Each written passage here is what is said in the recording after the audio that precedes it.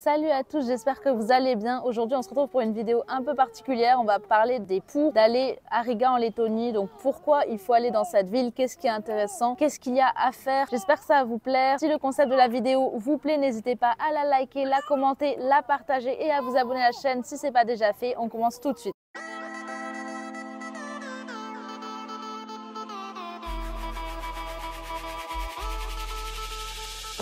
Donc déjà, la première raison, c'est l'art. L'architecture, c'est souvent des bâtiments type art nouveau. L'art nouveau, je ne sais pas si vous voyez par exemple dans le métro parisien, des fois il y a des entrées un peu avec des arabesques en fer forgé. Vous voyez tous ces types d'architecture-là, c'est l'art nouveau.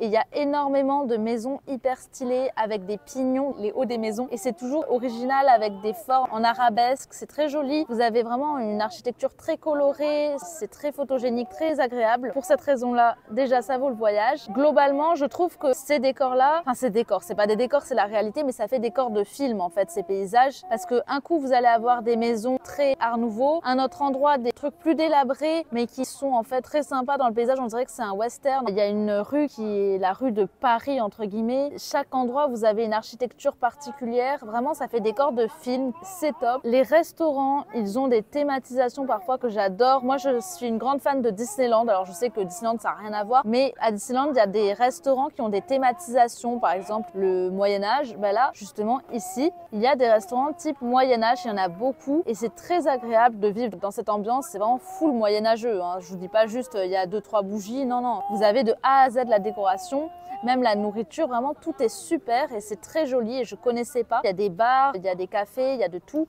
Et si vous voulez une immersion totale dans le monde médiéval, c'est fait pour vous. Aussi, en quatrième, il y a l'ambiance du soir. J'adore l'ambiance du soir quand vous marchez à côté du fleuve qui s'appelle le Daugava ou la Daugava, je sais plus. Vous avez des décors qui sont vraiment fantastiques. Il y a un endroit où vous avez une lumière toute seule en plein milieu de nulle part. On dirait, vous savez, dans le voyage de Chihiro, il y a une lumière qui saute quand elle prend le train là. C'est trop mignon. Vous avez un train qui passe le soir sur le pont. Vous avez l'impression que c'est le chat dans le voyage de Totoro avec les lumières qui sont pas au même endroit. Enfin du coup les fenêtres du train et du coup on dirait vraiment une sorte de truc pas normal, genre un train un peu rigolo qui passe sur l'eau. C'est vraiment très très joli en fait, les décors, ça me fait penser à Studio Ghibli, c'est trop bien fait. Pas trop bien fait, c'est une ville mais en fait c'est tellement agréable, il faut le vivre pour le comprendre. Vraiment j'adore cette ville la nuit, le soir c'est vraiment super mignon, les couchers de soleil sur la ville. Aussi un truc qui est vraiment sympa, c'est qu'il y a beaucoup de musées et d'endroits à visiter. Même moi en restant un mois je n'ai pas eu le temps de tout faire. Il y a le musée de la porcelaine, des chemins de fer, de la mode, de la navigation, de l'architecture, de l'histoire, de la bourse, de l'occupation du KGB. Enfin, vous avez vraiment tout type de musée. Vous avez beaucoup d'églises, c'est très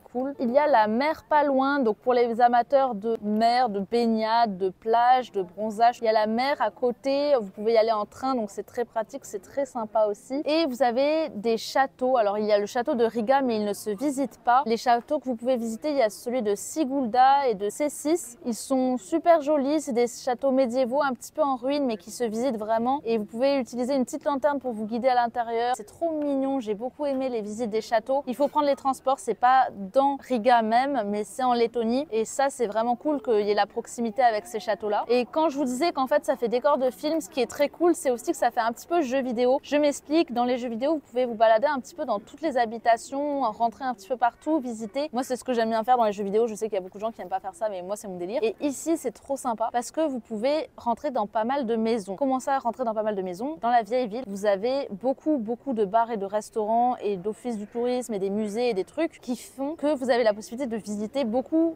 de maisons typiques. Et ça, c'est trop bien de pouvoir rentrer dans presque tous les bâtiments. Ça vous permet vraiment de vous immerger vraiment dans toute l'ambiance de la ville. C'est trop cool. Aussi, il y a le grand marché de Riga. Donc bon, tout le monde en parle énormément. Le marché central, c'est incroyable et tout. C'est bien, en effet. C'est pas mon marché préféré, mais c'est vrai qu'il est immense. Vous pouvez manger beaucoup de spécialités là-bas. Ça monte très vite le prix quand même si vous prenez plein de trucs partout, mais ça vaut le coup. Ça permet de tester des choses que j'avais pas pu tester. J'ai pas trouvé beaucoup de restaurants qui faisaient beaucoup de spécialités. Donc pour le coup, le marché central, c'est super pour ça si vous voulez tester des spécialités et manger pour pas trop cher. Globalement, faire vos courses aussi, c'est très bien. La qualité des restaurants est vraiment pas mal. Vous avez par exemple le restaurant Ganbei. J'ai fait une vidéo là-dessus. C'est un restaurant asiatique. J'étais étonnée de la qualité des sushis et des makis là-bas. C'était vraiment plutôt bon, alors que que je pensais pas forcément. Surtout qu'ici, ils confondent maki et sushi. Globalement, j'ai assez aimé la gastronomie dans quelques restaurants auxquels je m'attendais pas forcément à aimer. Pour les amateurs de mode, vous avez pas mal de centres commerciaux, c'est un peu comme en France, et même un peu mieux des fois. Il y a un centre commercial où vous avez une patinoire carrément à l'intérieur. Une patinoire, enfin un truc complètement loufoque. Il y a une patinoire, c'est trop bien. Vous pouvez manger avec la vue sur la patinoire. C'est super sympa. Ce centre commercial s'appelle Acropole, et sinon vous avez Origo aussi qui est un grand centre commercial. Et c'est vraiment sympa de pas être trop perdu et d'avoir des centres commerciaux avec des boutiques qu'on connaît. Il y a Bershka, Stradivarius, New Yorker, Zara, H&M. Voilà, vous avez plein d'enseignes si jamais vous voulez faire des petits achats. Aussi un petit plus qui peut être sympa pour les personnes qui aiment bien l'écologie. Les bus ici sont électriques pour la plupart. Ils fonctionnent avec des câbles en fait et c'est cool voilà pour l'environnement. Et il y a extrêmement de moyens de locomotion différents. Donc vous avez des trottinettes, vous avez les Bolt. Les Bolt c'est l'équivalent de Uber. Vous avez des petites motos en fait que vous pouvez louer qui sont trop cool. Vous avez le choix, c'est cool. Le train n'est pas très cher si vous souhaitez aller à la mer, comme je vous disais, c'est vraiment pas cher donc c'est cool, c'est sympa, voilà, ça vous fait une petite balade en train. Et aussi j'ai remarqué que les transports sont très réguliers,